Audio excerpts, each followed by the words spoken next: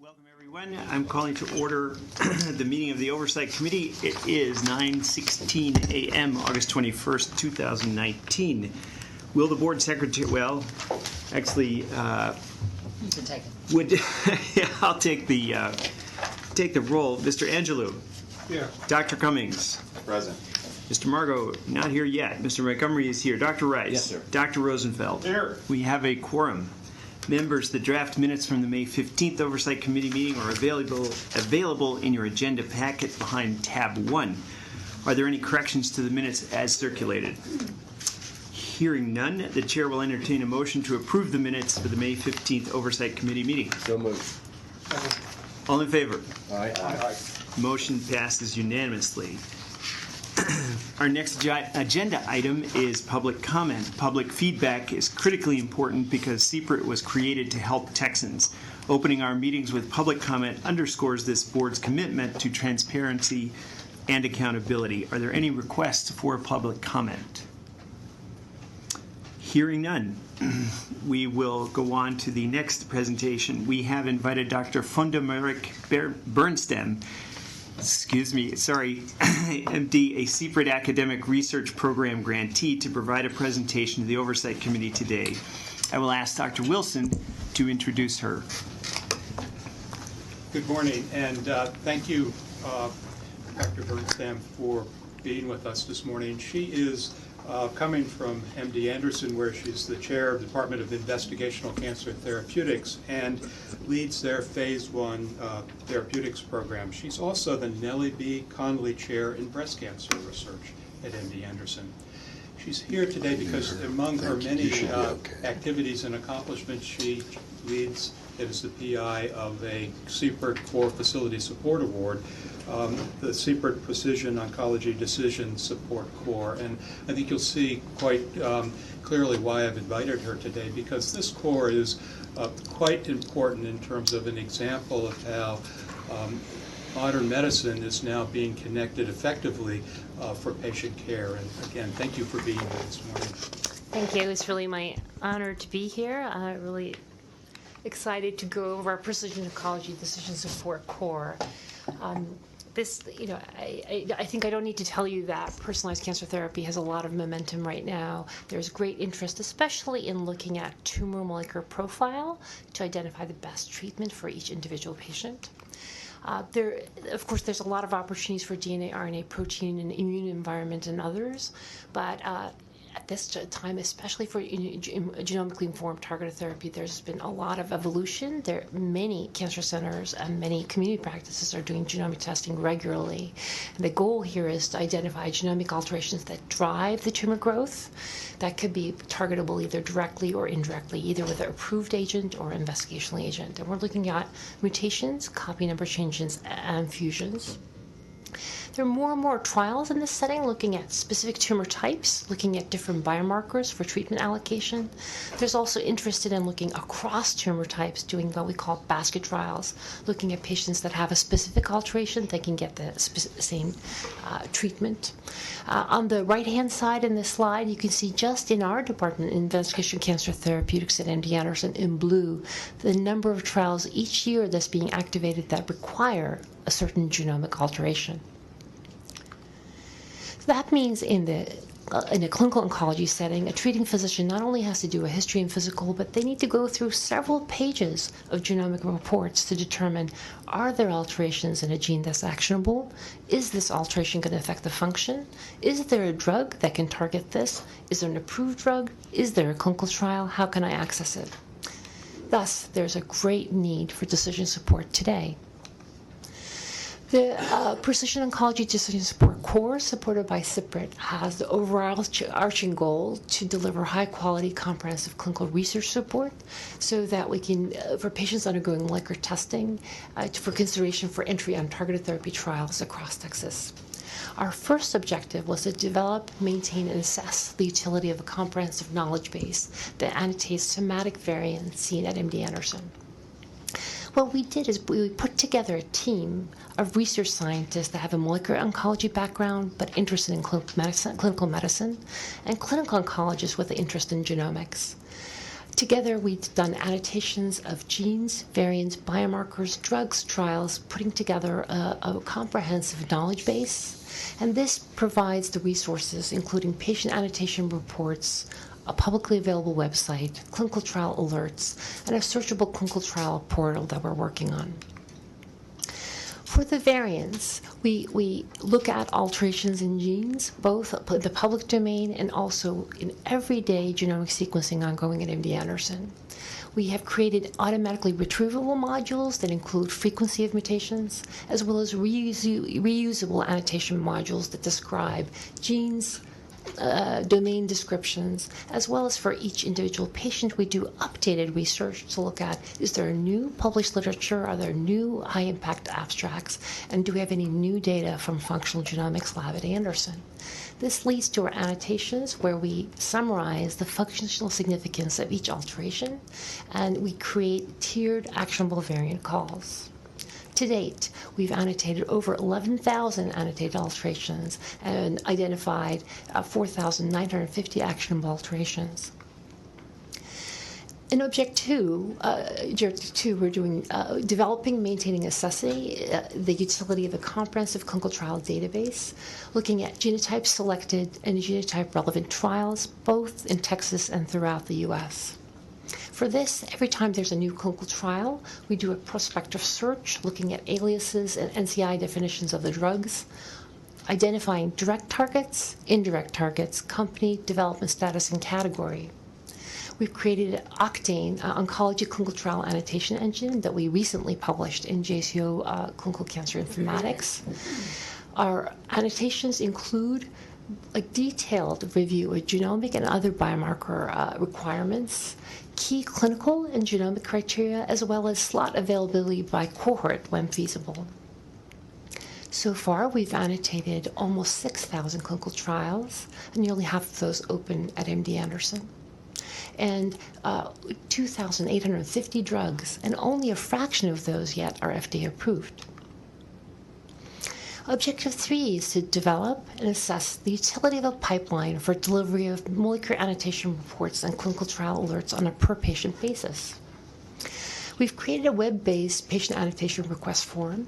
These annotations can be requested for MD Anderson or non-MD Anderson patients, but currently it is only internally deployed. Clinicians or researchers can request annotation either of a specific genomic alteration or an entire report through an MD Anderson test panel, or it could be any commercial panel. And reports are delivered through internal secure email as well as deposited in the electronic health record. The reports are very granular, both explaining what platform was used for testing, what genomic alteration was found, a summary of the biomarker, the functional assessment, potential therapeutic implications, and any tumor type specific annotations, and whether we consider this specific alteration actionable, and whether what therapeutic implication it has. Doctor, if I could, to whom is that information made available? This is made available to the physicians as well as the researchers. It is in the electronic health record in a section where... But within MD Anderson? Currently within MD Anderson. But I will tell you a little bit more about what we're sharing publicly. Great, thank you. Just the record shows 9:25, Dr. Patel has arrived, and we are all very happy. Thank you. Sorry for the interruption. No worries. So for variants of unknown significance, we also share data on frequency of the alteration, so they can see, if the physicians can see whether this is a recurring alteration. The clinical trial tables include biomarker selected trials. These are trials that are specifically need this biomarker for accrual, including what is the title of the trial as well as PI and contact information. And biomarker relevant trials. These are trials that don't need a specific biomarker but use a drug that is relevant for the patient's molecular profile. So far, we've generated over 7,315 patient reports for over 5,500 patients, 193 specific cancer types, and 256 physicians. We've looked at the impact of this decision support internally. What we've done is looked at the decision support we provided in the first series of patients and tracked the treatments provided, and we did note that nearly a quarter of the patients that had an actionable alteration went on a genomically matched trial, and were much more likely to do so if we consider something actionable versus not actionable. We also did a separate study where we did a small 50-gene panel followed by a larger panel at Anderson to look at the value of extended profiling with decision support. And when a patient had additional alterations that were found to be actionable and they got a matched therapy, there was an improvement of overall survival. And this data led to, at MD Anderson, genomic testing being orderable across the board for advanced tumors. The data, some of the data we've curated has been made publicly available on a publicly free website, personalizedcancertherapy.org or PCT at mdanderson.org. This was a site that was launched in 2014. We have comprehensive data on the most commonly altered genes, 33 genes, including therapeutic implications, relevant trials, and gene-level variants are added continuously. Trials are updated weekly. We also have published this website in Cancer Research with a video about how to interactively look at the different aspects of this website. Internally, we've launched an email alert system so that when a treating physician orders a test, they know when an actionable alteration is identified. They get an email saying your patient has an actionable alteration. The following clinical trials may be relevant, giving contact information for each trial.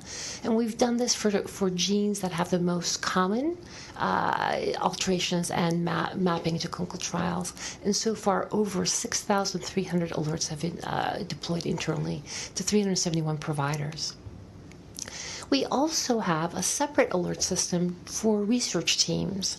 So researchers that have a lot of basket trials have initiated alerts to them either daily or weekly, depending on their preference, giving an updated list of patients that have recently had a genomic alteration relevant for their trial, so they can clinically screen the patient and contact the treating physician.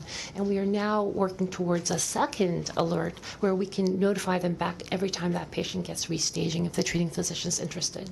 And we have sent more than 8,600 of these alerts to date. So our fourth objective is to integrate tumor-specific, multi-omic, and additional clinical data to the knowledge base. So currently we've predominantly focused on genomics because that is the most common CLIA test order for functional molecular profiling, but we also are layering selected protein alterations, looking at expression overexpression loss, and starting to add things like antibody and scoring system, especially in immuno-oncology. These are very relevant, as well as immune markers as they emerge in the clinical environment. We have some early efforts in RNA expression, since that's only now being incorporated into CLIA diagnostic, and early efforts in tumor-specific annotations. Our fifth objective was to perform experimental functional characterization of variants of unknown significance. For this, we've generated a functional genomics platform, so whenever we see a recurrent, previously not described mutation, we put it into a BAF system and an MCF10A system to look at whether it's transforming and has a survival advantage. To date, we've looked at over 1,700 variants with over 1,500 informative results. We've also released 71 amendments to our functional genomic report based on the functional genomic results into our clinical reports. Our ongoing research is looking at these mutations and their downstream signaling with reverse phase proteomic arrays, and we're initiating variants to use to look at actionability and differential sensitivity of different mutations. This has been shared with the research community in a paper in Cancer Cell. There's a public facing website that describes each mutation and their functional impact, and the mutations we're creating we're depositing in AdGene, so these variants are publicly available. At this point in time, we're definitely considered one of the leaders in precision oncology decision support. We've had several high-impact publications in this arena. We also have used this to really rapidly accrue into genomically informed trials, and this is just a few examples where MD Anderson investigators were first author on papers that led to FDA approval of drugs. In addition, we've been working towards collaborations within Texas. We've launched a collaboration with UC Southwestern and trained somebody at UC Southwestern to do annotations using our knowledge base. We found that this actually ended up being a little more challenging than us directly providing decision support. So we're currently working on a collaboration with San Antonio where our team will be providing decision support. And in fact, half an hour ago, I communicated with Dr. Mesa about this further.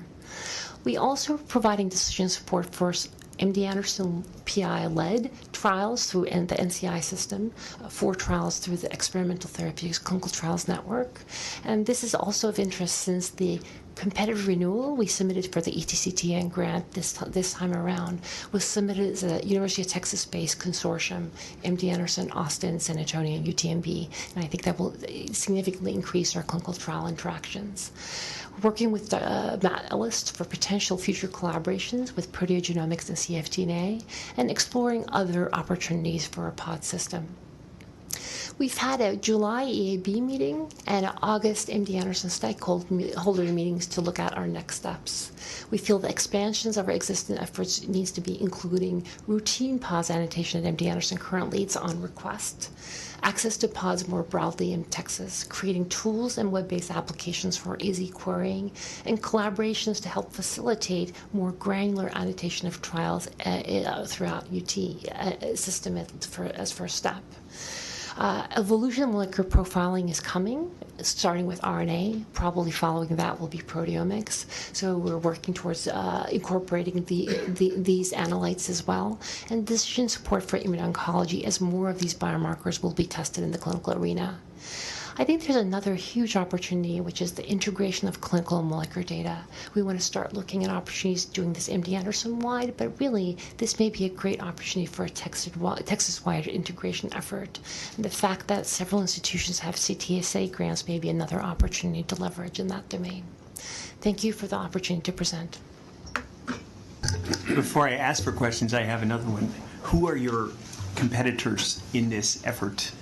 Thank you for that question. I think there's a variety of groups working on decision support. There are commercial entities as well as academic entities. I think from a commercial vendor standpoint, before we initiated our effort, we did actually interview 15 top commercial groups, and we just felt that the quality of the annotations were lacking. They either provided annotations in a black box setting, or they pulled annotations that were automatically pulled with no overview, which led to incorrect recommendations. Even in commercial tests, the front page is automatically generated and has led to some incorrect recommendations that were acted on. So I think it's really important that physicians understand where the associations are being made, so they can also use their judgment based on the patient's scenario when something is actionable and what is the best treatment option for each individual patient. There are definitely several other academic efforts, as well as some more national efforts. So we're working towards, I'm part of a ASCO NGS guideline committee, so we're trying to figure out how to best position that. We're working with the NCI and opportunities in that domain in more national efforts such as ClinVar. So we definitely are integrated. And is there any technology that comes out of this that can be licensed? So we're working towards opportunities such as having our knowledge base be licensed. So that is something that we're very actively exploring, and I think we've been communicating with CPRIT about that as well. And these are, of course, we're trying to figure out how we can best continue to meet the needs of Texas while also being able to leverage those kind of opportunities. Members, any questions? Yes, sir, Dr. Rice. I'll start and Craig can follow. Good morning. Thank you so much for a great presentation. Very interesting. I guess I have just 2 quick things and maybe a follow-up that I'll do via email. Do you include any kind of epigenetic characterization, and how does that play in this ecosystem? Yeah, thank you very much for that question. I think at this point in time, the only epigenetic analysis that's done clinically is for promoter methylation and for the MSI genes. So we're predominantly been focused on what is really in the clinical domain today. Clearly, there's a lot of excitement surrounding some of the new epigenetic agents coming in, and I think as we see a little more clinical activity, we'll be able to better identify which biomarkers have predictive or prognostic value, and then try to build those into our decision support efforts. But definitely, I think that's a domain that is very exciting. Thank you. And I guess the other comment I would make, just an instinctive comment mostly, that it seems I'd love it if the world was, if it was true that what we need to really do is build this as a not necessarily proprietary, but something that's built from scratch, like at an MD Anderson or other kind of cancer center, as opposed to going to some black box commercial solution for all the reasons you mentioned. So I'm excited and encouraged that you're going down that path. We don't operate on instinct here. This is science. Intuition. Anyway, thank you. Dr. Cummings. Yes. David Cummings. I'm a community medical oncologist in West Texas. And my question to you is, how do I access your program? Thank you. Sorry. So thank you very much, and that's really where we're trying to figure out how we can best meet the needs of the community oncologist. You know, frankly, I get emails with foundation report attachments from community oncologists all the time, and we do, you know, the non-MD Anderson patients annotations were created that way, but we do want to come up with a streamlined system of being able to do that, and you know how we fiscally do that and get the effort supported. That's the part that we're really sort of looking for innovative solutions, and would love to talk to you offline. Can I have your email? Of course. There it is. Thank you. Dr. Rosenfeld. Just a couple quick comments. I want to echo some of the previous suggestions. As you know, CPRIT is very interested in product development. And this certainly could be a commercial product. So maybe as you move forward, you can think of where the commercial application is. And we'd be glad to help you if we can. Okay. Thank you. Another one is on your slide about email alerts, trial alerts. I noticed RAS lit up a whole lot. And you have 21K RAS, 14N RAS, 13H RAS. I was just wondering, are these each independent studies, or are they like studies that include all three of them together? Different, I think. You know, there's as you know, RAS was considered, you know, that elephant in the room that we had no traction on, and it is broadly still. So RAS predominantly is being explored in combinatorial therapy, but there are actually selective inhibitors. That, for example, there's K12C inhibitors now that are looking really very promising. So I think we're going to see more and more activity in the RAS MAP kinase space. Maybe, could you just maybe give a short vignette about someone who went into your system and found a personalized therapy and something positive happened? Yeah, thank you. Yes. No, I do think the accrual to some of our genomically selected trials with the alerts suggests that individually there's been several times where a provider really wasn't aware that, because it was in a disease, that there was no activity in that space, where we were able to say we have seen activity with, for example, HER2-targeted therapy across different diseases. But this was a, say, ovarian cancer patient, and we were able to enroll that patient, reaching out to that provider, and the patient has had now a durable partial response. So I do think there's, even for common targets that are acknowledged for, say, gastric cancer, breast cancer, there hasn't been recognition that actually there's signal across a variety of tumor types.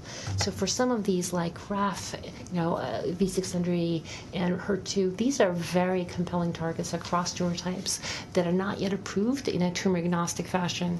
However, TRK fusions, that's approved across Z sites. MSI, there's already FDA label, and yet people don't readily recognize it when it's on a report.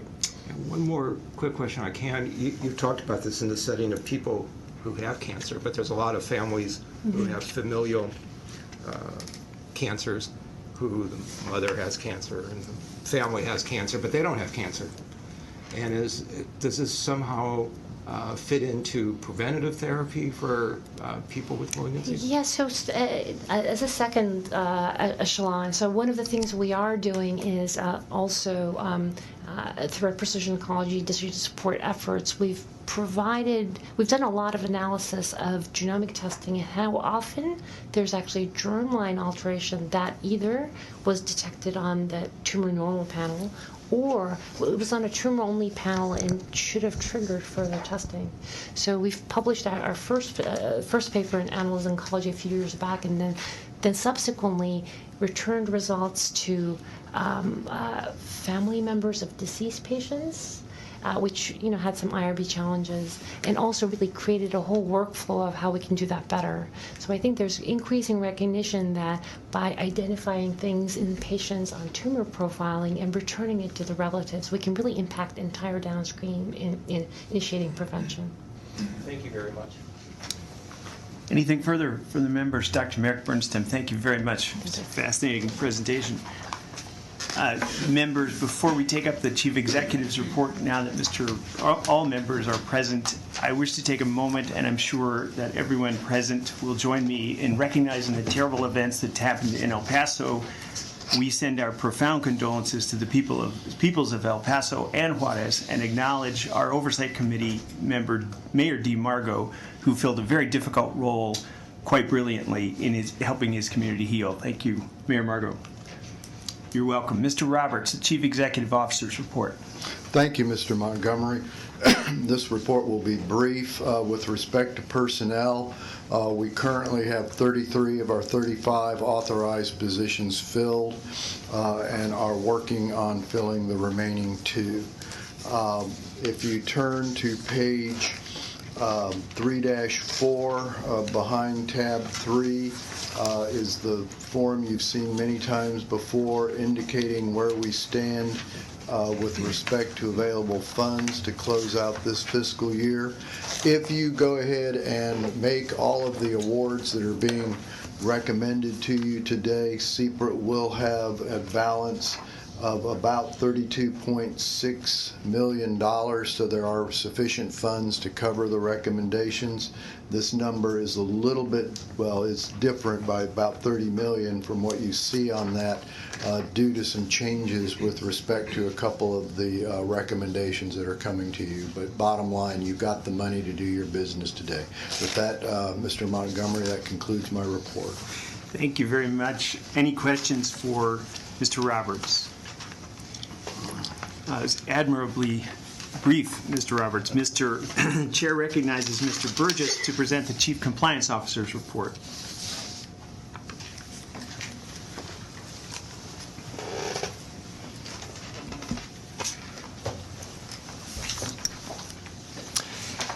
Good morning. You'll find my report behind tab 4 in your meeting booklet. I too will be brief. Yes, you will. We are wrapping up our FY19 compliance monitoring, and I do want to direct your attention to page 4-2 of my report. There's a brief segment on the grantee risk assessment and FY20 monitoring plan. We reviewed this plan with the audit subcommittee last week. We perform an annual risk assessment for our grantees and quarterly risk assessments after each oversight committee. This tool is used to determine grantee monitoring and training needs for the coming fiscal year. The risk assessment model has 3 main factors that we consider: financial exposure, entity maturity, and prior experience administering grants. Associated with each of those factors are separate risk criteria with separate weightings. We initially developed the tool back in 2015 with the help of an internal auditor and have made tweaks and revisions to that tool in subsequent years. This year we kept it the same. It seemed to be working quite well. So we assign a priority ranking 1, 2, or 3, and that determines what type of review the grantee will receive for this coming year.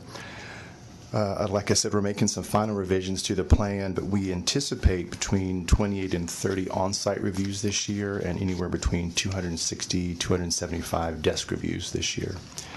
And that's all I wanted to say for my report. I'll be happy to answer any questions. Great. Members, any questions? Seeing none? Mr. Burgess will now provide the compliance certification report for the proposed academic research, prevention, and product development research awards. Thank you, Mr. Montgomery. In the proposed grant award booklet on page 122, you'll find my compliance certification, and that memo is dated August the 9th. The certification covers the entire review process, beginning with the approval of the RFA all the way through the PIC meetings. We have developed, and you may recall, the compliance pedigree, where we document every step in the review process. As part of my compliance certification, I review the pedigrees, third-party observer reports, conflict of interest forms, and sign-out sheets. And I believe at the February meeting, I provided templates of those forms, and I think they're in your packet as well today. I also attended the August 6th and August 8th PIC meetings and confirmed that that process followed CPRIT's administrative rules. I've conferred with GDIT, that's our third-party grants administrator, and CPRIT staff regarding the process. I do want to make one quick comment. While my compliance certification is usually very brief, the process is not behind the scenes. And so there's lots of moving parts to this process, and we hold this process with much regard, and it's an amazing thing to be a part of. But so I don't want to minimize that when I get up here and say one sentence. There are lots of people involved in that, and there's a sanctity around that process for us. Given that, Mr. Montgomery, maybe even more so. Right.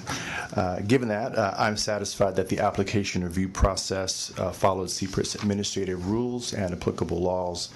And I certify the academic research, the product development research, and the prevention award recommendations for your consideration today.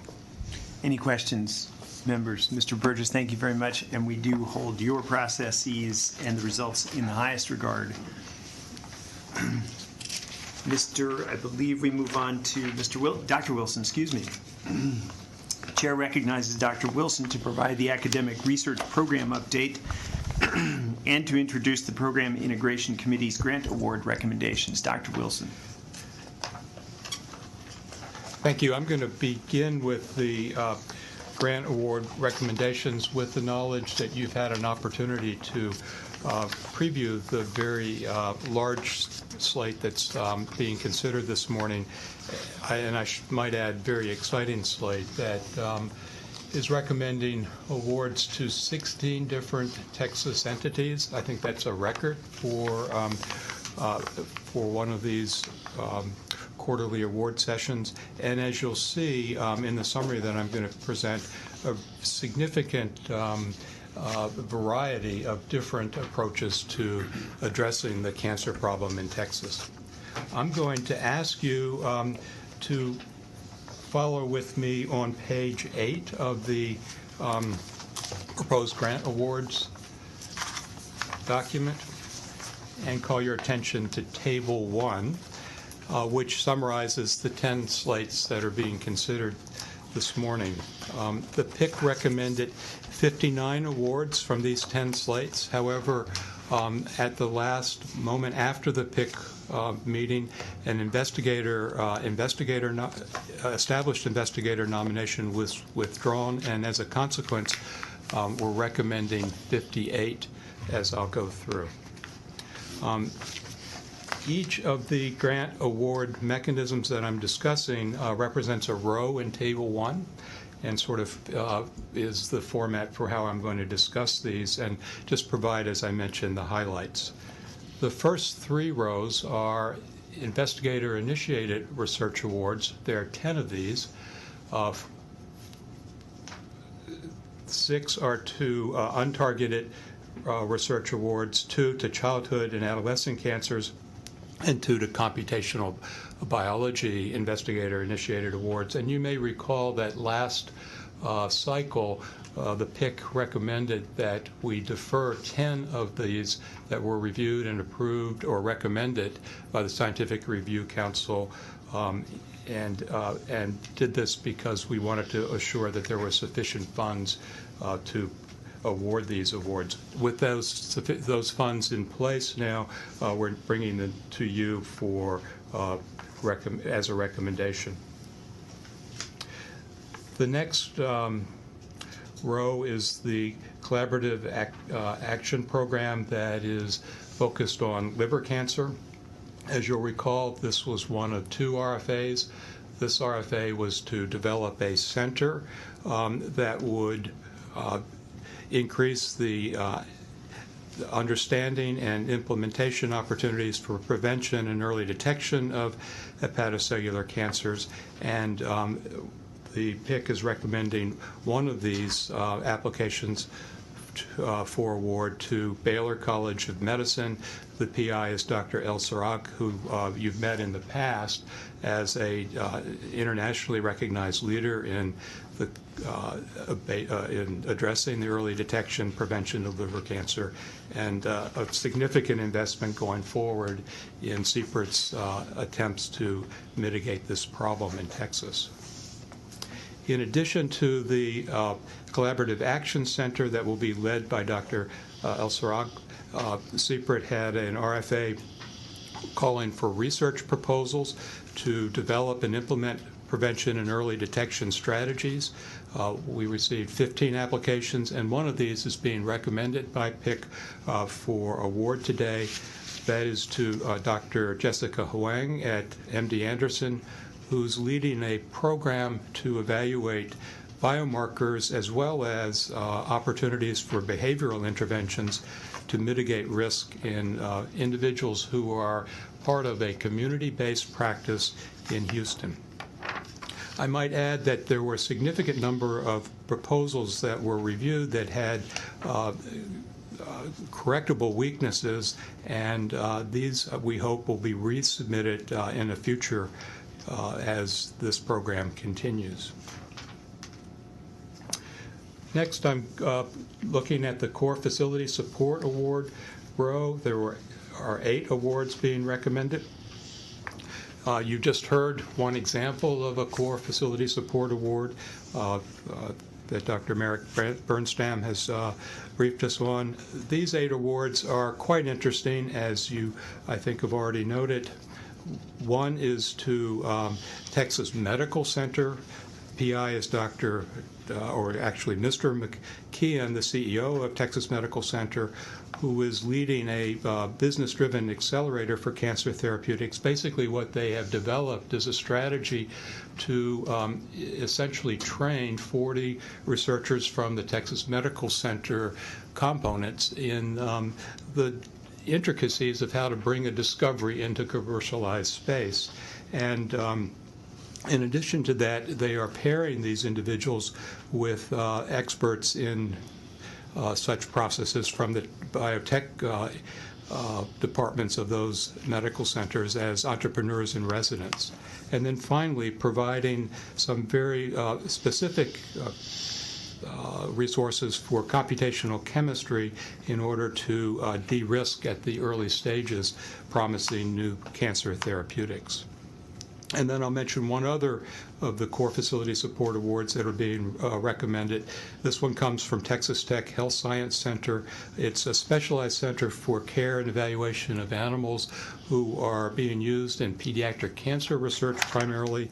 And it's particularly notable that this facility will support a internationally important resource called the Childhood Cancer Repository that's been developed by Texas Tech Health Science Center investigators and widely utilized by Texas childhood cancer researchers in their efforts.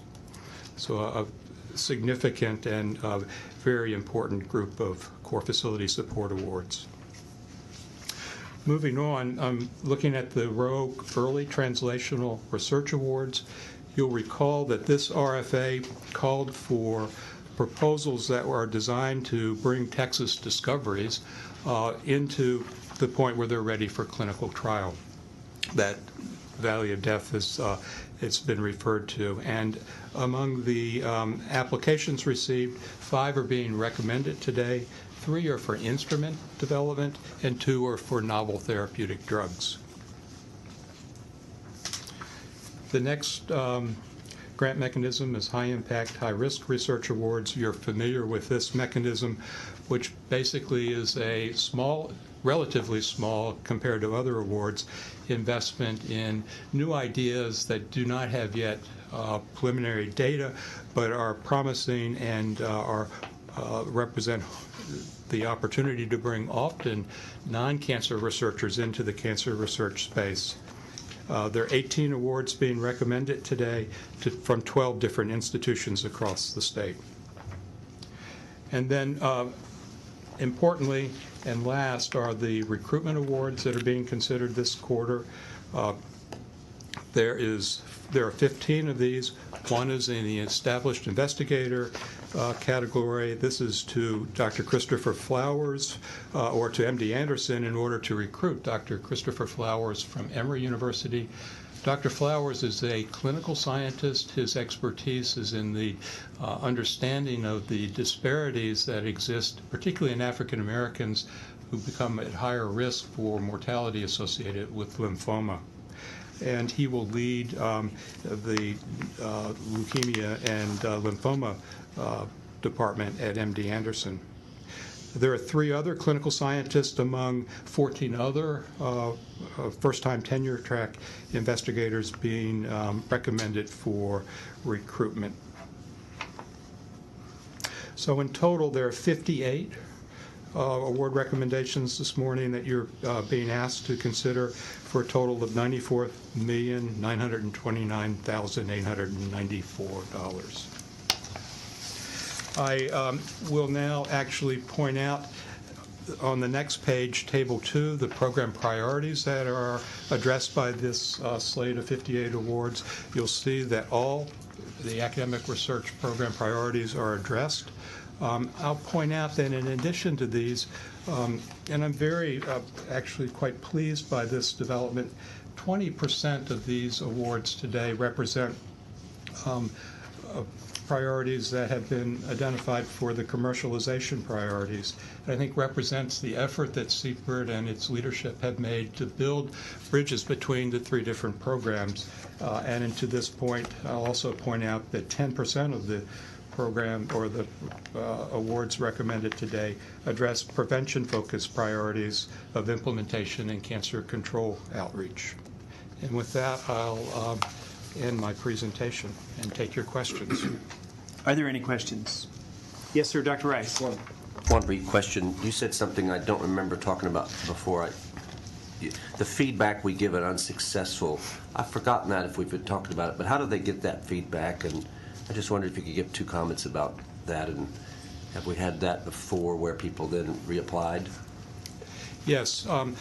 All of the applications that are reviewed by our full panel of reviewers receive a detailed critique summarizing the strengths and weaknesses. And in the case that I was mentioning, the research in early abatement of liver cancer, we're very hopeful that those critiques will be used by investigators in the state to reapply because of the obvious importance that we hold for this program. So this feedback is hopefully a way of improving the opportunities for their success. Thank you. Mm-hmm. Yes, sir, Dr. Rosenfeld. Quick question for the individual investigator research awards over 6. What were the number that applied? Yes, so at the number I don't have exactly, but it was in the neighborhood of 400 or so. And the success rate, it runs about 11%. This has been actually consistent throughout the decade of our experience with those individual investigator awards. That's a lot of requests. Yes, yes. And in fact, as you know, that we're now in the process of reviewing about the same number for the October cycle. Any other questions? I remind members that Mr. Burgess has certified compliance of the Academic Research Award process. It is my understanding that no Oversight Committee members reported any conflicts of interest. Are there any conflicts of interest that members have not reported? Hearing none, members, you have a list of applications and grant amounts recommended by the PIC for academic research grant awards. We will approve the PIC's recommendation if 2/3 of the Oversight Committee members present and able to vote do so. Dr. Wilson presented 10 academic research award slates rather than taking a separate vote on the different grant mechanisms constituting 58 grant recommendations. I will ask for a vote to approve all the slates. If a member wants to consider one or more award recommendation individually, please make a motion to do so now. Hearing none, I will entertain a motion to approve the PIC's recommendation for the following academic research grant award mechanisms. Haven't finished yet, but thank you. I'll give you I'll nod my head when it's time. Individual Investigator Research Awards, Individual Investigator Research Awards for Computational Biology, Individual Investigator Research Awards for Cancer in Children and Adolescents, Core Facility Support Awards, Early Translational Research Awards, High Impact, High Risk Research Awards, Collaborative Action Program, Collaborative Action Center, Collaborative Action Program, Investigator-Initiated Research Awards, Recruitment of First-Time Tenure Track Faculty Members, and Recruitment of Established Investigators. Try to say that fast. Is there a motion? So moved. Second. All in favor? Aye. Motion carries unanimously. I will entertain a motion delegating, Keep going. delegating contract negotiation authority to the CEO of CPRIT, and CPRIT staff, and to authorize the CEO to sign contracts on behalf of CPRIT. Is there a motion? Second. All in favor? Motion carries unanimously. He's gonna have to present. Throw it over to him to present. Dr. Wilson has presented the proposed. Yeah, throw it over to him to present. Okay, sorry, Dr. Wilson, you have another presentation. May I ask you to now turn to the Oversight Committee meeting book, tab 5. And I think it's page 2 and 3 that I would like to refer to. This chart that's before you with the red and blue bars represents the RFA schedule for the academic research program in FY20. You, I think, recall that we're well into the review process for FY20, and those are the red bars for the individual investigator research RFAs. They're actually undergoing review as we speak and will be reported back to you in February. And then the individual investigator, the recruitment awards, which are an ongoing monthly review process that you'll hear about on a quarterly basis. Today I'm talking about the second cycle of FY20 and are proposing 4 RFAs. The first of these is the Collaborative Action Program to Reduce Liver Cancer Mortality in Texas, Investigator-Initiated Research Awards. We were just talking about those awards, and I was talking with Dr. Rice about the critiques of those, which we hope to receive in response to this RFA, in addition to those resubmissions, additional efforts to identify strategies to improve the incidence of care in hepatocellular or prevention of hepatocellular cancer in Texas. The second RFA that I'm bringing before you is the Core Facility Support Awards. This is the same awards that we've just discussed in terms of recommending 8 such awards. There is a difference, however, and because of issues related to the budgets available to the academic research program and other competing demands, we're recommending that the award cap be lowered to $4 million. Previously it was $6 million. We feel that this is an adjustment that's needed to be able to meet our budget as shown on the release schedule for you, and to be able to award next year at least 8 such awards. and also believe, based on recommendations from our non-Texas review panels, that this is something that is quite reasonable with regard to this particular mechanism. The third award is this third RFA is a new RFA, Early Clinical Investigator Award. You'll recall Dr. Kent Osborne's presentation last May, where he made recommendations from the Clinical Trials Advisory Committee, and one of those recommendations was seeking CPRIT's investment in early career development of individuals who are going to be the actual implementers of clinical research impact on patients. Dr. Merrick Bernstam is a wonderful example of such an individual who we hope to grow with this particular mechanism. And then finally, we're bringing back the High Impact, High Risk Award mechanism, which we feel has a significant impact. These are relatively small by comparison grants, but are supporting a breadth of opportunities across the state and bringing new people, new investigators into cancer research. We're recommending that the grant limit be increased to $250,000. And the recognition that over the past 10 years, just the cost of actually doing business in research has increased substantially, and this is reflecting that increase. Dr. Wilson, you said you want to lower the cap on some of the awards. Will that affect the quality of candidates in your estimation? Presumably no. Well, I think the quality, so the question, I think, really is whether the impact of the core facilities will be lowered, and we don't think so, but it will require some careful consideration on the grantees or applicants' part to think about where that additional funds may come from. They may come from user fees, they may come from institutional support, but I think that that the idea is that this mechanism will still support a very significant investment in instrumentation and then the ability to operate that instrumentation going forward. Yeah. Thank you.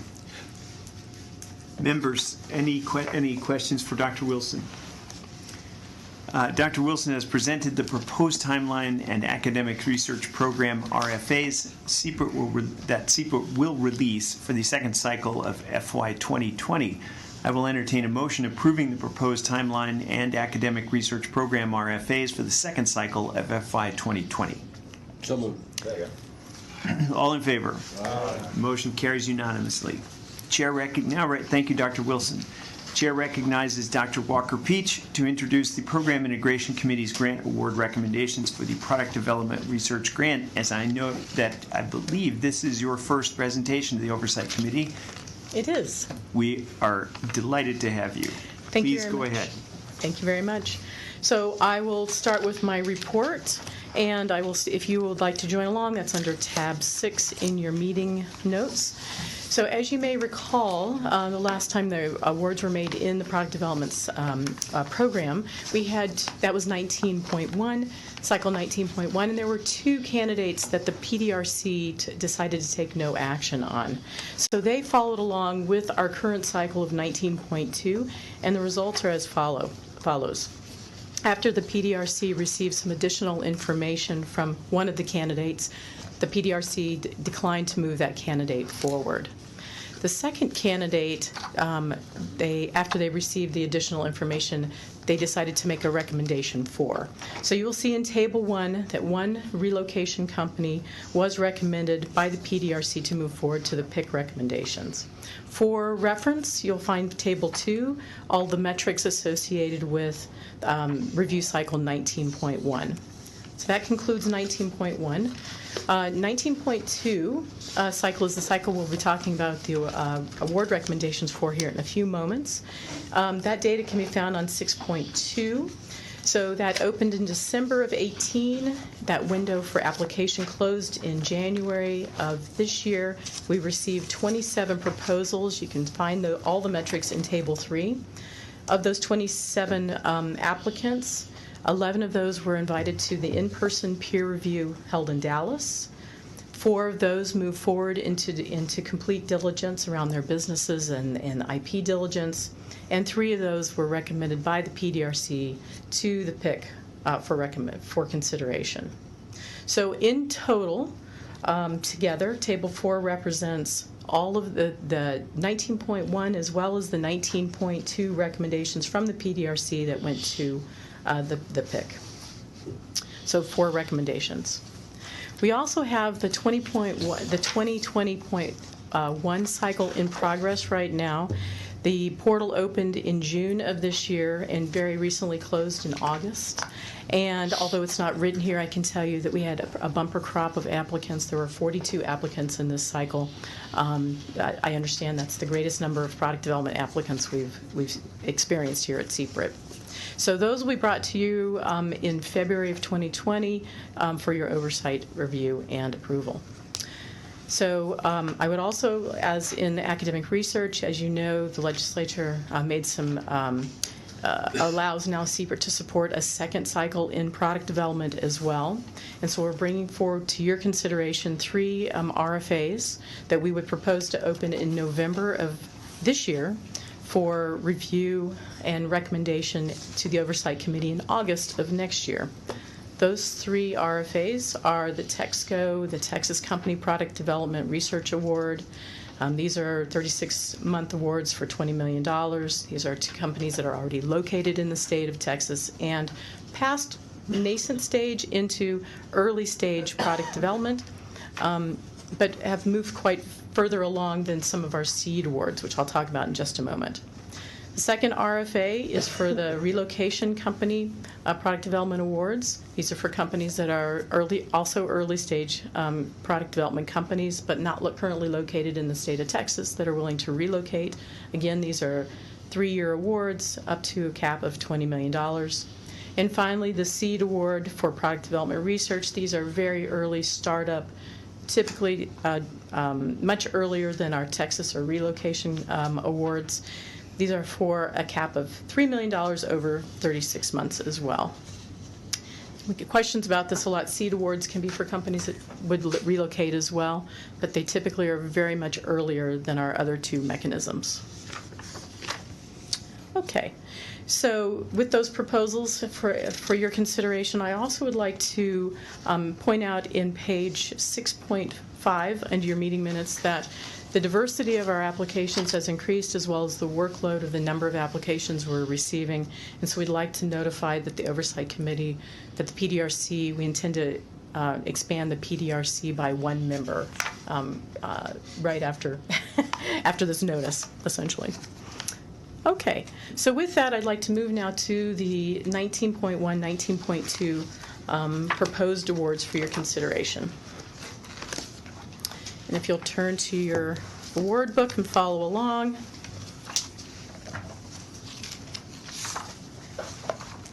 That'll be found on page 87.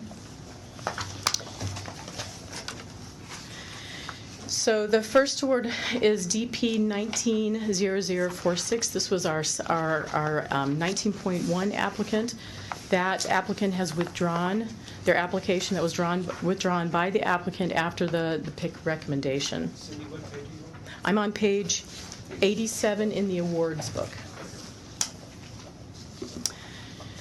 The second company award I'd like to speak about is called Perimeter Medical Imaging Corporation. This is a 19.2 applicant. This is a relocation company from Toronto. They intend to land in the Houston area at the TMC. They've indicated that. This is a medical device company. They have breast cancer as their target. Their product is an AI or artificial intelligence assisted margin assessment tool. They have ongoing collaborations with Baylor and MD Anderson already established. We do have a contract contingency with this award recommendation, and that is that the company needs to represent that MD Anderson has no ownership of any of their intellectual property. The company also needs to update their employment and consultant arrangements to transfer all intellectual creation and intellectual property creation to the company. And the recommendation from our outside counsel has been that they need to complete their license with MD Anderson within year 2 of their award. Excuse me, which company are we talking about here? We're talking about Perimeter Medical Imaging Page Corporation. 93. Okay. May I proceed with the next? Yes. I believe so, yes. The next company we're proposing for, that we would recommend for an award is called Rapamycin Holdings. This is again from a review cycle 19.2. This is a San Antonio-based seed applicant. It is a drug development company. The drug that they're working with is rapamycin, an FDA-approved immunoinhibitor, but has limited applicability because of toxicity issues. The disease is familial adenomatous polyposis, or FAP, and 100% of FAP patients, as you know, convert to colon cancer at some point in their lives. So this is a huge unmet need. Rapamycin, as you know, is already FDA approved. It works against mTOR, the mutation in mTOR. So the mechanism target of rapamycin is mutated often in cancers, leading to uncontrolled cell growth. It's a hallmark of cancer. So researchers at UT Health Science Center San Antonio developed a new novel form of rapamycin that they believe will have better toxicity and a better tox profile. So the company has already established that they have relationships with both MD Anderson as well as the Southwest Research Institution. There is another contract contingency associated with this recommendation, and that is to resolve all ownership of the materials with Southwest Research Institute prior to CPRIT contracting with the awardee, the potential awardee. So that is this our second company recommendation. The last company recommendation is Onco Nanomedicine Incorporated. This is again a 19.2 review applicant. The company is currently located in South Lake, Texas. This is part of the DFW Metroplex, and again another UT Southwest, another UT spin-out. This one happens to be from UT Southwest. This company has been supported by a number of CPRIT academic research awards, as well as an earlier CPRIT product development award of $6 million. This is a drug development company. They're working in HPV-induced cervical cancer and head and neck cancers. It's an immunovaccine, immunotherapy approach exploiting a pH variability in cancer. As you know, cancer is acidic typically, so when the micelle, or the material they've invented as a delivery vehicle, is pH sensitive, and when it hits a cancerous environment, it lyses and delivers the drug. It's a very interesting technology, very interesting. So Many people would call it cool. very cool. Wasn't sure if I could say that word here. Sure. So it's very cool. Very neat. Okay. There is one, again, contract contingency with this one identified by both our PDRC as well as our outside IP counsel, and that is to secure and complete the license with UT Southwestern prior to the CPRIT contract, if awarded. So in summary, from the 19.2 review cycle, we had 2 continuations from the last time that product development made awards. One was not recommended and one was withdrawn. It will not be moving forward for your approval. From 19.2 cycle, we had 27 applications yielding 3 recommended awards for your approval. Of those 3, we have 2 drug development companies and 1 medical device company. Again, of those 3, one is a Texco awardee, potentially, one is a Relo awardee, and one is a Seed awardee. The total amount of the 3 is $25,874,543, and all of the product development research priorities are addressed in the 3 recommendations. And with this concludes my report, and I yield back to the chair.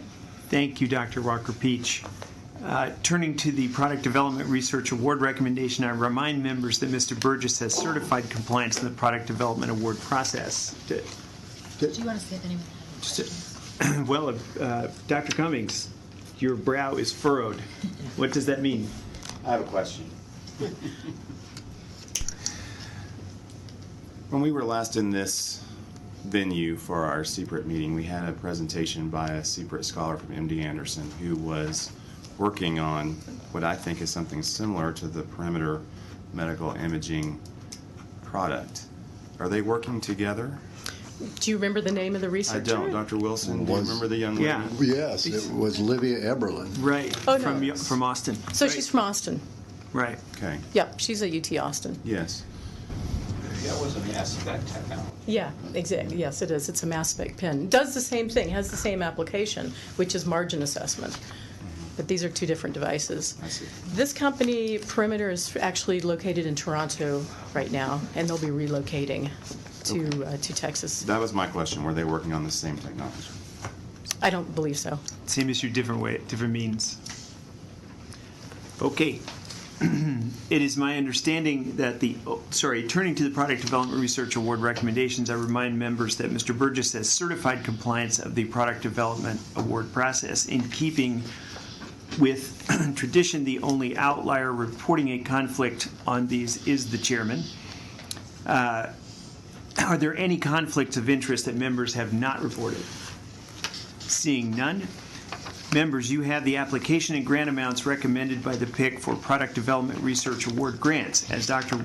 Walker-Peach reported, one application was withdrawn from consideration after PIC recommendations were provided to us and will not be considered today. The Oversight Committee will ratify the PIC's recommendation if 2/3 of the members present and able to vote approve the PIC's funding recommendation.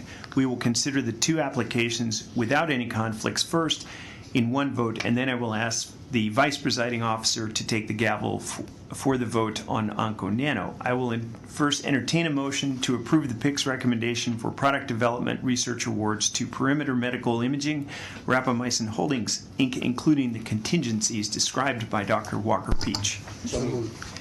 Second. All in favor? Aye. Motion carries unanimously.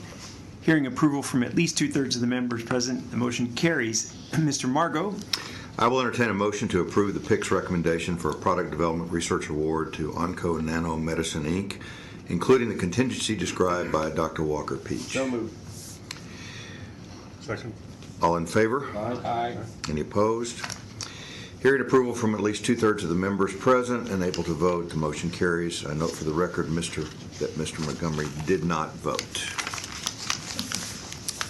I will entertain a motion delegating contract. Thank you, Mr. Mayor. I will entertain a motion delegating contract negotiation authority to the CEO of CPRIT, to the CEO and CPRIT staff, and to authorize the CEO to sign award contracts on behalf of CPRIT. So moved.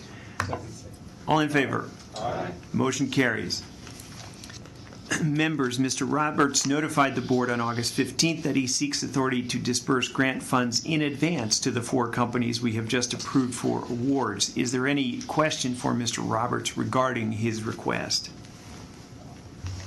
Hearing none, I will entertain a motion that pursuant to the General Appropriations Act, Article 9, Section 4.03A, to authorize CPRIT to disperse grant funds via advance payments to DP 190066, DP 190087, DP 190069 upon execution of the award contracts and the successful completion of tranches. So moved. Second. All in favor? Aye. Motion carries. Dr. Walker-Peach has presented the proposed timeline and product development research program RFAs that CPRIT will release for the second cycle of FY 2020. I will entertain a motion approving the proposed timeline and product development program RFAs for the second cycle of FY 2020. So moved. Second. All in favor? Aye. Motion carries. Thank you, Dr. Walker-Peach. Thank you. We're moving along snappily. It's terrific. Chair now recognizes Ms. Magan to provide the Chief Prevention Officer's report, and I might note that this is also your first presentation as the Chief Prevention Officer. Congratulations and welcome. Thank you, sir. Good morning, everyone. The prevention program update is behind tab 7 in your books. Of course we are. if you'd like to follow along, there's a summary of the applications that were received in 2019.2 cycle. And FY 2020 Cycle 1 applications are currently coming in. They are due in 2 weeks on September 4th, and award recommendations will be presented at the February 2020 meeting. The prevention program is bringing forward for your consideration the release of 3 RFAs. They're the same RFAs as we had released in the last 2 cycles for Cycle 20.2, and these can be found on pages 7-2 and 7-3 of my report. The RFAs are evidence-based cancer prevention services, tobacco control and lung cancer screening, and the expansion of cancer prevention services to rural and medically underserved populations. And the dissemination mechanism is an ongoing one that was approved in the last cycle for the entire year. I will now present the prevention program proposed awards, it's hard to say, for your consideration. And these are found on page 68 of your grant award booklet. The PIC is recommending 10 projects totaling close to $14.5 million, and all of the projects address at least one, and all of them actually address 2 or more of the 3 priorities. The first slate before you is the tobacco control and lung cancer screening. There are 2 recommended projects for almost $2 million.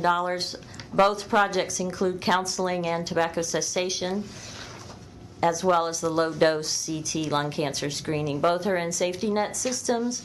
One is Dr. Gerber's from the University of Texas Southwestern Medical Center, and the other is Dr. Pignon's from the University of Texas at Austin. These are both safety net systems.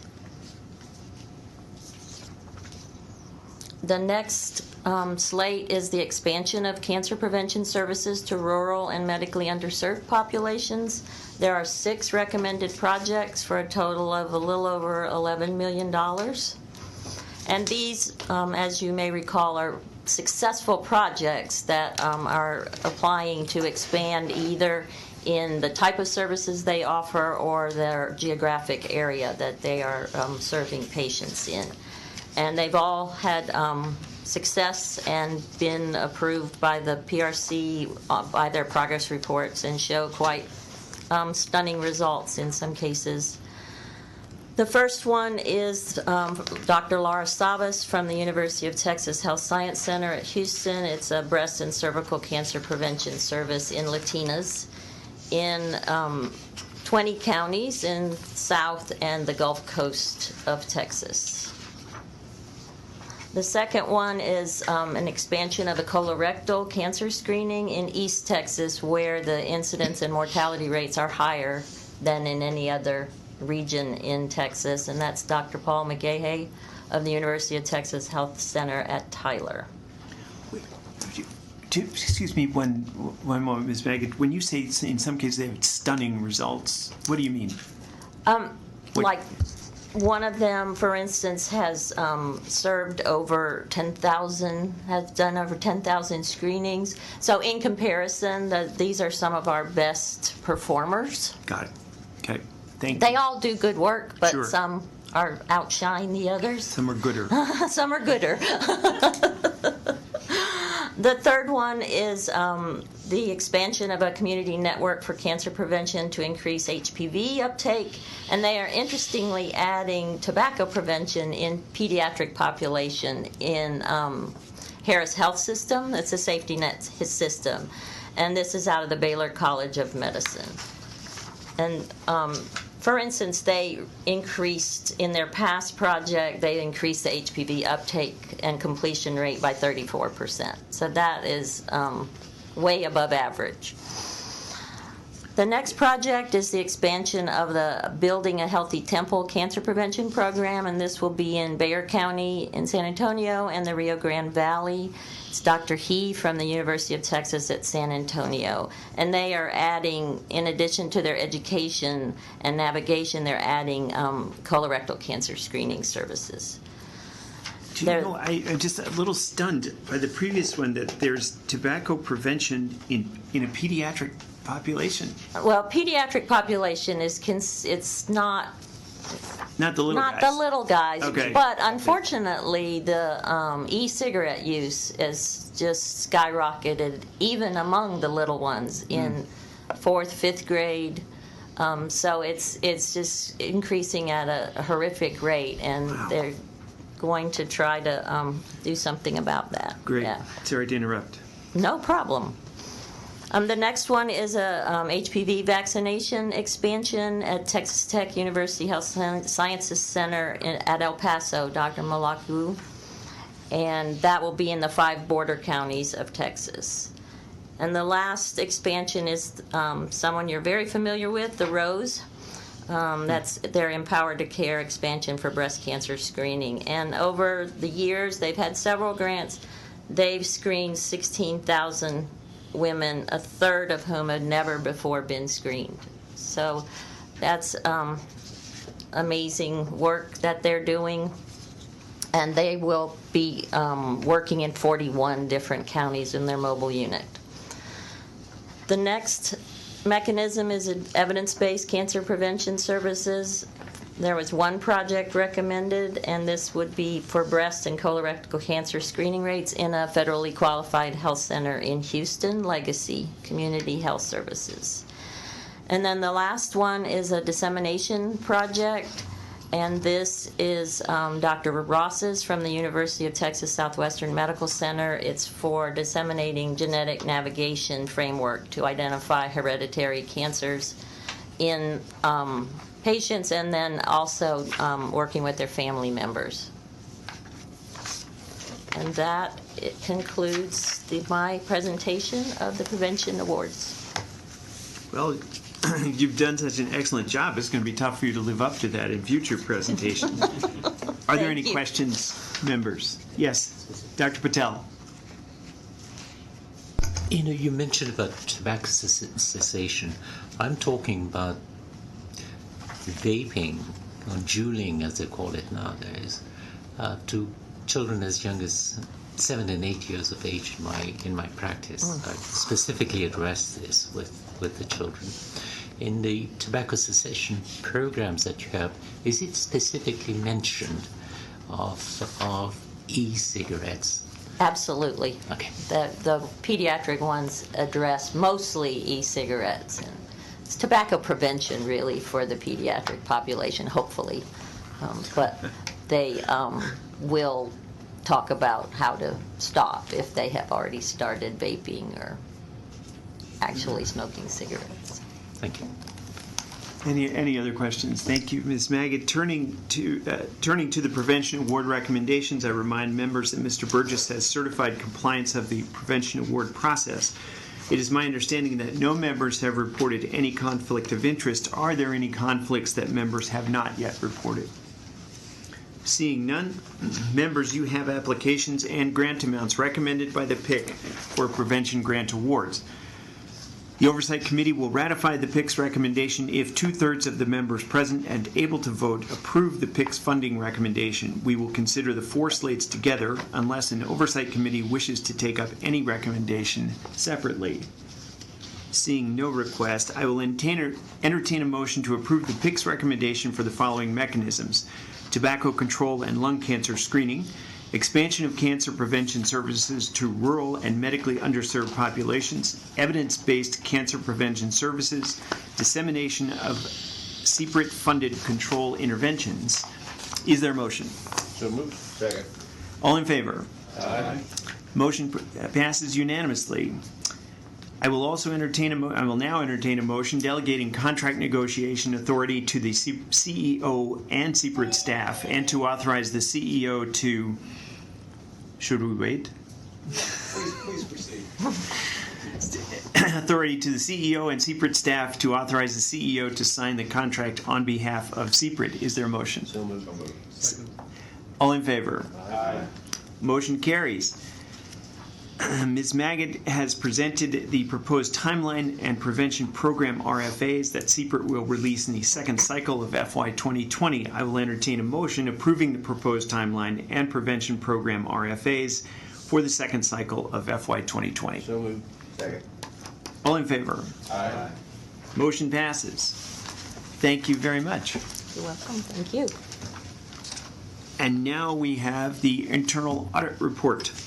Internal auditor report. The chair recognizes Mr. Graves to present a status update on internal audit activities and to present one internal audit follow-up report for a previous audit with findings. Mr. Graves. Good morning. Yes, we do have a few things to just brief the Oversight Committee on from our update report. So if you will turn to page 8-2 in your binders. Page 8-1 includes information that we've previously reported, and we've shaded that gray just to provide a little bit of ease in review. And so starting with our status report, we have completed the procurement and P-card follow-up procedures and have included that report for your review on page 8-4 of your binders. And we're happy to come back and report to you. We issued that report on August 5th, and we're able to conclude that all the findings had been remediated and closed from our procedures. We do have two other follow-ups that we started in June, and we're continuing procedures on those through the remainder of August, and we'll bring those back to you in the November meeting. We also have included our schedule of audits on page 8-3 that shows you all the remaining open findings from all internal audit reports through the years. Remind you that the bottom box shows all the current open. If you move to the far right column, you'll see that there's 6 total remaining open as of now, less the information security that we have redacted based on government code, just to not have any disclosure of information security items. The remainder of our procedures, we also have updated the annual risk assessment report, or annual risk assessment, in order to develop an internal audit plan. And so if you will turn to page 8-14, we performed that risk assessment on August 1st, and based on those results and coordination with management, we've developed a 3-year internal audit plan to recommend to you, and those are on pages 8-14, 8-15, and 8-16.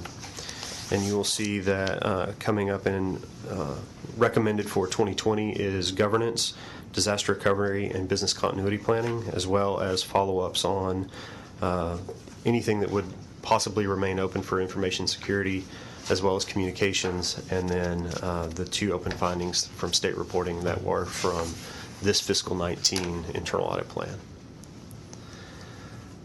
The last piece of our internal audit update is the annual internal audit report. And so as a reminder, this is a statutory report that's required for internal audit to issue. It goes to the LBB, the Governor's Office, the Sunset Commission. And with that, we have received the guidance from the SAO that was published on August 2nd.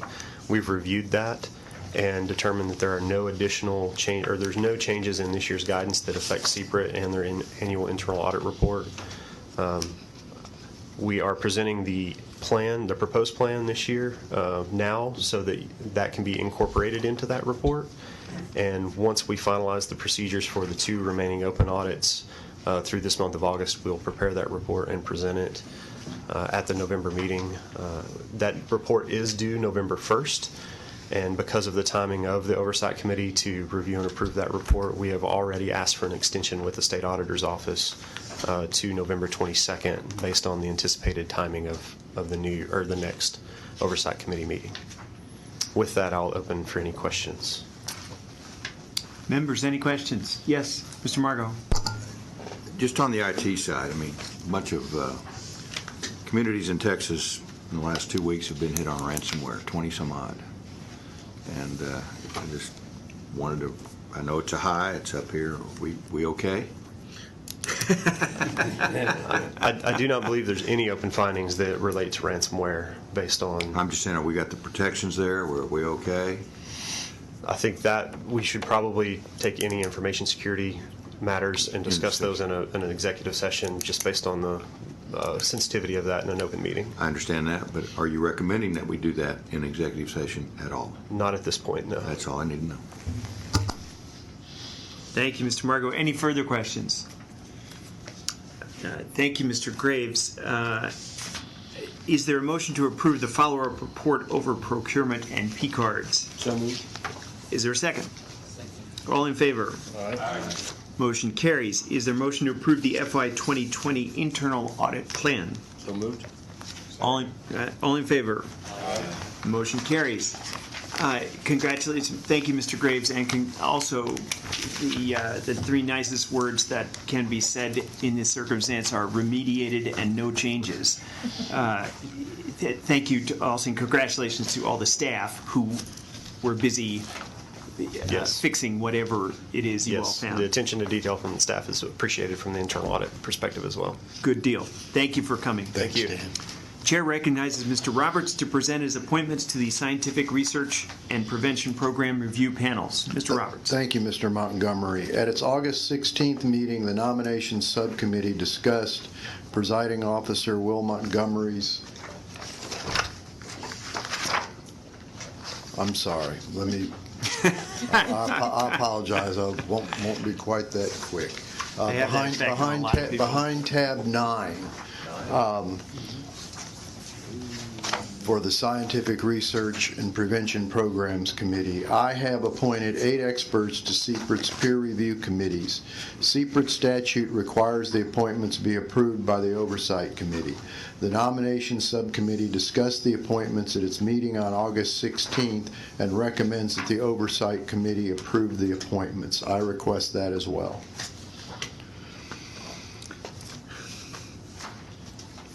Are there any questions for Mr. Roberts or the Nominations Subcommittee? Is there a motion to approve the Scientific Research and Prevention Program Committee appointments? So moved. Second. All in favor? Aye. Motion carries. Chair recognizes Mr. Roberts to present his appointments to the advisory committees. All right, tab 10. At its August 16th meeting, the Nominations Subcommittee discussed Presiding Officer Montgomery's proposed appointments to the Clinical Trials Advisory Committee and the Product Development Advisory Committee, and recommends that the Oversight Committee vote to approve the appointments. Any questions? Is there a motion to approve the appointments to the Clinical Trials and Product Development Advisory Committees? So moved. Second. All in favor? Aye. Motion carries. Now, sorry, I should be announcing the tabs. We're not all looking. The next one is tab 11. The chair recognizes Mr. Roberts to present the FY 2020 honoraria policy. Yes, sir. Thank you, Mr. Montgomery. CPRIT's enabling legislation requires me, in consultation with the Oversight Committee, to adopt a policy regarding honoraria paid by CPRIT for peer review services. The Oversight Committee approved the FY 2019 honorary policy at the August 2018 meeting. Staff has revised the FY 20 honoraria policy to reflect the growing workload for academic research, prevention, product development program peer reviewers. The proposed changes increase the FY 2020 honoraria budget by $165,200. These changes were reviewed by the 3 subsidy program subcommittees. I request your approval. I notice you did not include the honoraria for the Oversight Committee members in that, but just checking, just checking. Is that an oversight? Apparently it is. That was an oversight for the Oversight Committee. Any questions for Mr. Roberts on the honoraria? Is there a motion to approve the FY 2020 honoraria policy? So moved. All in favor? All in favor. Approved. Motion carries. Chair recognizes Mr. Roberts for tab 12. The Health and Safety Code section 102.1062 waivers for FY 2020. These will take just a minute longer. Right, because I'm involved. As explained in the memo on page 12-1, I request that the Oversight Committee approve a conflict of interest waiver for FY 2020 for Mr. Donald Brandy, CPRIT's Purchaser and Hub Coordinator pursuant to Health and Safety Code Section 102.1062, exceptional circumstances requiring participation. The Oversight Committee approved the same waiver for Mr. Brandy since FY 2015. It is important to note that this and the following waiver requests are limited to specific conditions laid out in the memos before you and may be modified or revoked by the Oversight Committee at any time. I request approval of Mr. Brandy's waiver.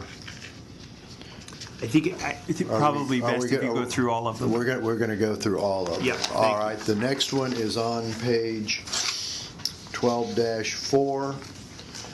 This is for Health Commissioner Dr. John Hellerstadt. As explained on the memo 12-4, I request that you approve a conflict of interest for Dr. Hellerstadt, who's on the Program Integration Committee and is the Department of State Health Services Commissioner. The waiver is the same as that approved by the Oversight Committee in FY 2019.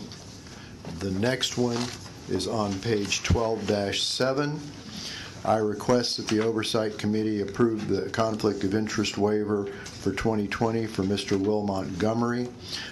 This waiver is the same as the one approved for the Oversight Committee in FY 2019. The final one on page 12-11, and this is also was approved for this year, that for a conflict of interest waiver for review council members. Unlike other conflict of interest waivers that you have approved previously, this waiver is not granted for a specific conflict of interest or person. Instead, CPRIT intends to invoke this waiver as necessary to address the unusual scenario when a review council member has a conflict with a grant application that is part of the larger group of proposals that the review panel or review council must act upon. This waiver, again, as I pointed out, is the same as you approved last year.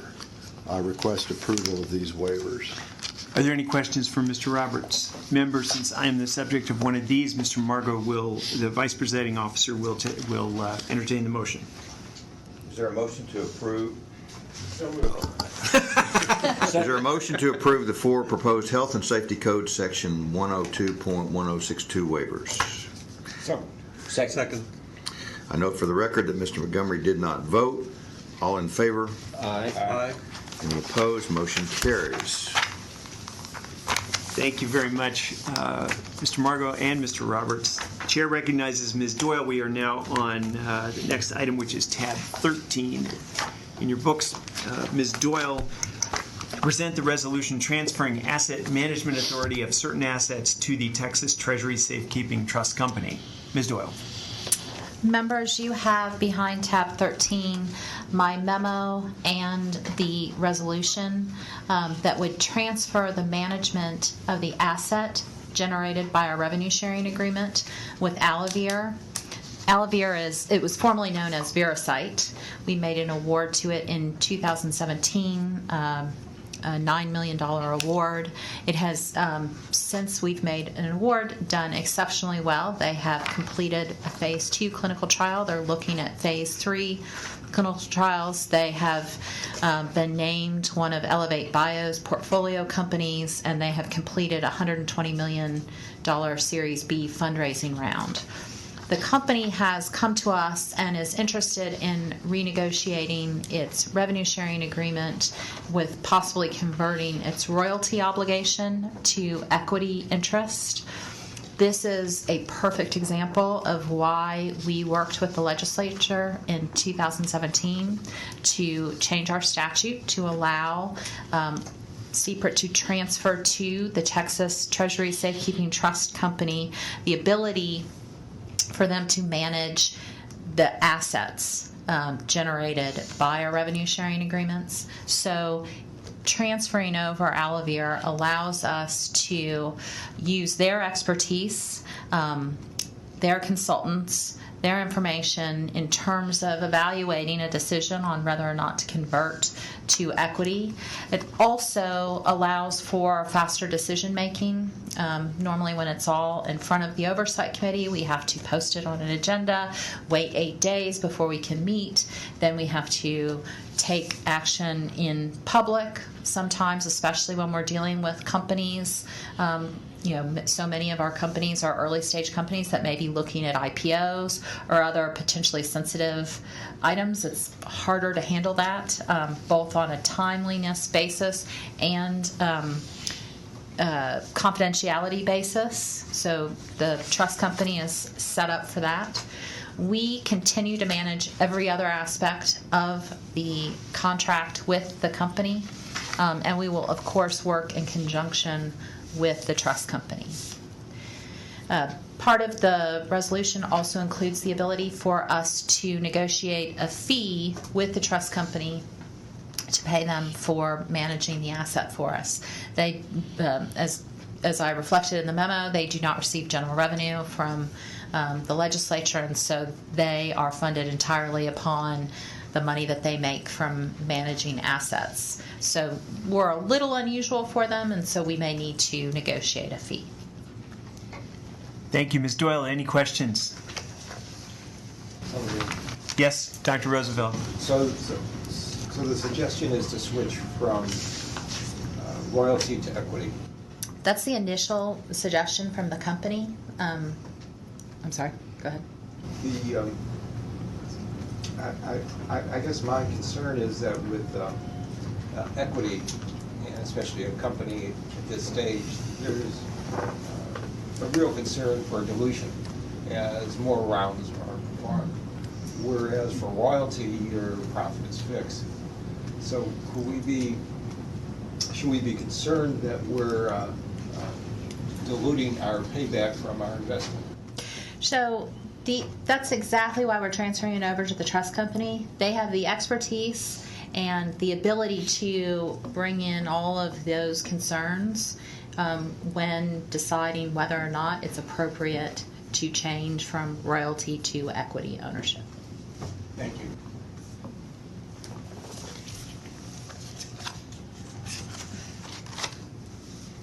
Good move. Members, any other questions for Ms. Doyle?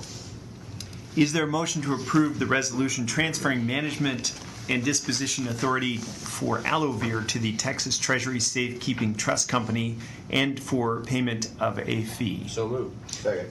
All in favor? Aye. Motion carries. Chair now recognize, I wonder, Ms. Eckel, sorry, members, maybe after the next presentation we take a very short break. We're doing well on time. Or do you all want to power on through? I mean, after Ms. Eckel, I'm suggesting we take just a very short break and then come back. Ms. Eckel, sorry, that wasn't a very nice introduction, was it? Chair now recognizes Ms. Eckel to discuss proposed administrative rule changes. Thank you, Mr. Montgomery, and this will be a very short half-hour presentation. In how many languages? You want to take your break now? You need to. So the final order and proposed rules are located behind tab 14 of your meeting book. The final order has the 4 amendments that were proposed at the May meeting, which were published in the Texas Register. We did not receive any public comments, so there are no changes to them as first proposed. After today, we'll send them to the Secretary of State's office as usual, and they'll become final 20 days after that. I'll move on to the proposed rule changes, which affect Chapter 703. The first one is in 703.14, and it relates to no-cost extension requests, which a grantee can ask for more time to complete the goals and objectives of their grant project. It allows a grantee to request a no-cost extension in the circumstance that they may not be programmatically and fiscally up to date. It still requires review by CPRIT, and this can come up if, for example, a grantee has an outstanding report that they've submitted to CPRIT but is still undergoing review and hasn't been approved yet due to just overlapping due dates. The second proposed change is in 703.24, and it allows a grantee to ask CPRIT for reimbursement for a cost that's incurred in a prior time period to their current financial status report. Again, just adding more documentation for a grantee to request that. If approved, we'll send these proposed rules to the Texas Register for public comment and then bring them back for the November meeting for final adoption. Any questions for Ms. Eckel? That was the shortest half hour I've ever spent. I'm that good. You mentioned. Oh, so now there's a question. You mentioned 70324, but I don't see any reference to it. Is it 25? Oh, 25. I apologize. Yes, 25. Wow. That's very impressive. Yeah, gold star. Members, is there a motion to approve the final order adopting rule changes to Texas Administrative Code Chapter 703? So moved. Second. All in favor? Aye. Motion carries. Members, is there a motion to approve the publication of the proposed changes to Texas Administrative Code Chapter 703 in the Texas Register? So moved. Second. All in favor? Aye. Motion carries. Thank you. We will take a short recess. And then, Ms. McConnell, you may want to start getting ready because you're next. Members, I'm proud of everyone for keeping the break short. It's now 11:03 and we're reconvening. The chair recognizes Ms. McConnell for the Chief Operating Officer's report. Ms. McConnell. Thank you, Mr. Montgomery.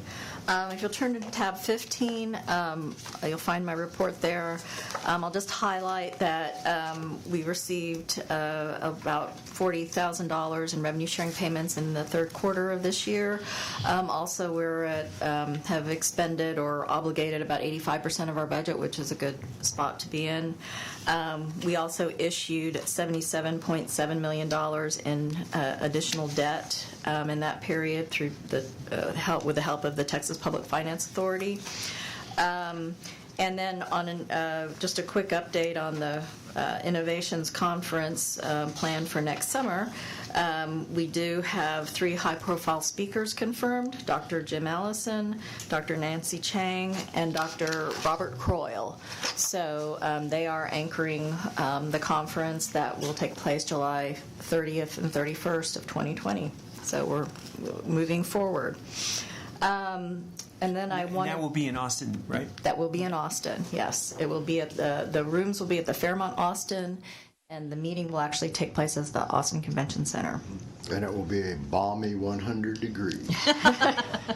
What month? July, end of July. It's enough of that negativity over there. I said balmy. The last item that I'd like to discuss is the 2020 budget. If you turn to page 1511 at the end of this, all the documents in the tab, we have aligned our 2020 budget based on our contracts and the contracts you'll be considering in tab 16 that I'll be discussing next, as well as some changes, the changes you just approved to the 2020 honoraria policy. So with that, we do need to transfer about $2.4 million from our cancer research budget line item to our grant review and award operations budget line item to be able to cover all those expenses. And so we just wanted to make you aware of that before we send the letter to the Legislative Budget Board to receive permission to execute that. But if you have any questions, I'm happy to answer them. Members, any questions? Looks One like quick Dr. one. Rosa are all reliable. Go. Thank you. Do you know what kind of interest rates we're getting on the bonds that are issued? I believe, let's see, so the GEO bonds are about 3.7%. And then the commercial paper notes, which we issue, those are the smaller tranches that we issue until they're rolled out into long-term bonds. I think those are have been between 2 and 4%. I mean, they've been going up a little bit, but they're still relatively low. You can get the range on 15-10 in here, on the far right column. Thank you. Any other questions on that part of Ms. McConnell's report? Ms. McConnell, you also have a report for us on requested contract approvals. Yes. And members, that is at tab 16.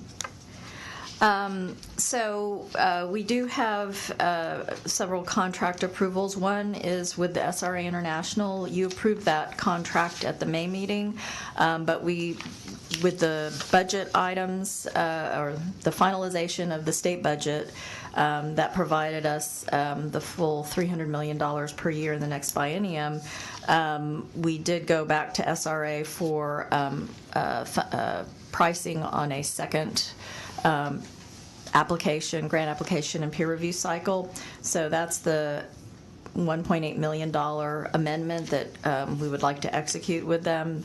That also requires LBB approval, and I just point out that the initial $7.9 million contract has been approved by the LBB, so we will be able to execute that effective September 1st. So we will have a contract in place. The other next few are contract renewals. With Icon Clinical Research for $438,000 to perform the due diligence reviews. Renewal with Han Public Communications for our strategic communication services for about $150,000. 3 contract renewals with Vincent & Elkins, Baker Botts, and Udell Isidore for $125,000 respectively. And that's for their legal advice and evaluation services regarding intellectual property and revenue sharing agreements associated with our grants.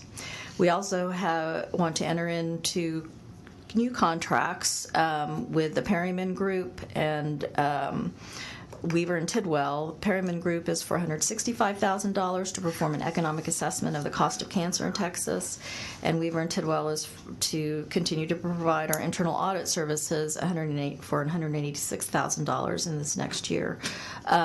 Those, I just point out that both of those contracts we did do a competitive request for procurement in the spring, and they are the incumbents, but they were the successful vendors. The last item is the ability to negotiate up to $150,000 with the Texas Treasury Safekeeping Trust Company, and that relates to the action you also took earlier this meeting with regard to being able to transfer management of our revenue sharing assets from management there. Mr. Chair? Yes. Question, just how do those compare to the numbers of the previous contracts on the incumbents? On the incumbents, so the Perryman Group, that's an increase of $15,000. And for Weaver and Tidwell, I think, let me see.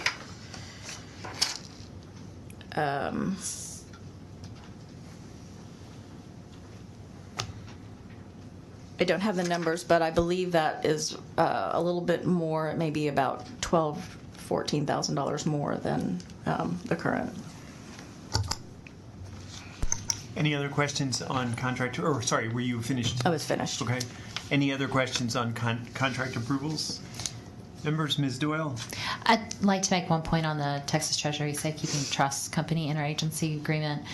It's for an amount up to $150,000. We don't contemplate $150,000 for one company. We have the Oversight Committee's approved us to transfer over at least 4 other companies already. We haven't done so. And there may be additional companies within the fiscal year that we want to transfer over, and so we were putting a ceiling on the negotiation. Thank you, members. Any further questions on this agenda item? Is there a motion to approve contracts with SRA International, Icon Clinical Research, Han Public Communication, Vincent & Elkins, Baker Botts, Udell Isidore, the Perryman Group, Weaver and Tidwell, and the Texas Treasury Safekeeping Company? So moved. Second. All in favor? Aye. Motion carries. Thank you, Ms. McConnell. Moving on to the next agenda item under tab 17. Members, we have proposed subcommittee assignments. Sorry, this is on a loose leaf page. I believe all the members have seen these before. Are there any questions, comments, requests on subcommittee assignments? I think the less time I give you to study this, the less objection there will be. But could I, assuming there are no questions, comments, or suggestions, is there a motion to approve the new subcommittee assignments for FY 2020 and 21 as proposed? So moved. Second. All in favor? Aye. Motion carries. Next agenda item, painful as it is for me, is the nominations of officers for the Oversight Committee. The nomination subcommittee met on August 16th and unanimously recommends the following slate of officers: D. Margot as presiding officer, Dr. Mahendra Patel as assistant presiding officer, and Dr. David Cummings as secretary to serve 2-year terms ending in August 2021. It is an outstanding slate. Are there any questions or comments about this slate, or can we move? I think we can move straight to a motion to approve the slate of officer recommendations. D. Margot as presiding officer, Dr. Mahendra Patel as vice presiding officer, and Dr. David Cummings as secretary. So moved. Second. All in favor? Aye. Aye. Congratulations, gentlemen. We look forward to that. In fact, I'm sure If there are I could lots of people interrupt, who look forward to getting rid of me. the outgoing presiding officer. The staff would like to express its gratitude to you. This is always a bittersweet moment. We get to know the presiding officers quite well. We think we know all of you quite well, but we have very routine communications with the presiding officers. And this agency, while I've been here, has been very blessed in having an outstanding group of presiding officers. But Will, your passion, it goes without saying. And on behalf of the staff, we'd like to present you with a very small gavel so that you can't whack. 2 years too late. I can't. Now I can. Well, first of all, I can't bonk the staff. Yes, you can. You can bonk the staff if you like.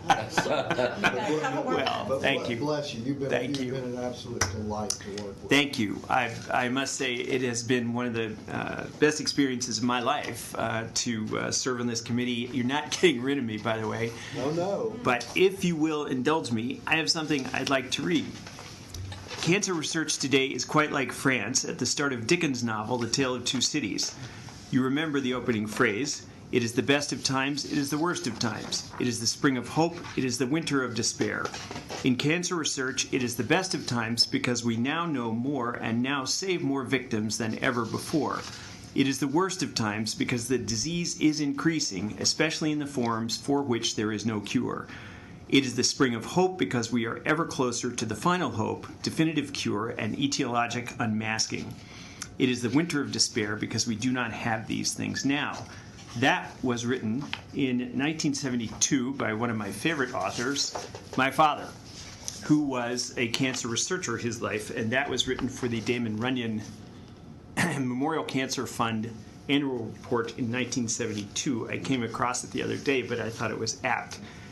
In any case, you have heard enough of me over the last 2 years, but I want to thank the staff, thank the Oversight Committee. It's been terrific, and I look forward to continuing to serve CPRIT and the state. Thank you. And I look forward to working with the new slate of officers. So, with that, right, we have the future board meeting proposals. I think I should have said this: the new officers will take over at the conclusion of this meeting, just so you don't get any ideas here. I had my microphone on. No, sorry. I've got an override switch down here. The proposed dates for the Oversight Committee's regularly quarterly meetings and subcommittee meetings for FY 2020 are in your meeting packet behind tab 19. The next regular Oversight Committee meeting will occur November 20th. Is there a motion to approve the proposed meeting dates for the regular meetings of the Oversight Committee for FY 2020? So moved. Second. All in favor? Aye. Motion carries. The next items we have are going to be, let's see, in closed session. Right. Yeah, I got it. Thanks. At this time, the Oversight Committee will move into closed session to take up agenda items 21 and 23. We go into closed session pursuant to Texas Open Meetings Act Section 551.074 and Texas Health and Safety Code Section 102.2631 to discuss personnel and ongoing compliance investigation. The Oversight Committee members will move to the anteroom at this time to convene in closed session. We may call staff members to join us, Mr. Roberts, Ms. Doyle, Mr. Burgess, and Dr. Wilson. The time is 11:18.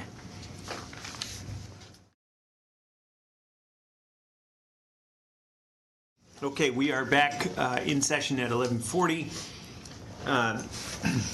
And members, I will entertain a motion to approve an increase in the Chief Executive Officer Wayne Roberts' base salary to the legislatively authorized amount of $281,875 per year, effective September 1, 2019, and for the presiding officer to take all necessary actions to effectuate the increase. The Oversight Committee unanimously approved the motion. So moved. Second. In favor? Aye. Unanimous. Mr. Roberts, now that we are on the record, even though I've told you before, superb job. The Oversight Committee is extremely pleased with you and the staff's performance. I don't want to leave anybody out, but in particular, congratulations. Members, I believe that concludes our business. So unless there are any questions, comments, or suggestions, I gladly gavel this meeting to a close and welcome the new slate of officers. We are adjourned. Thank you.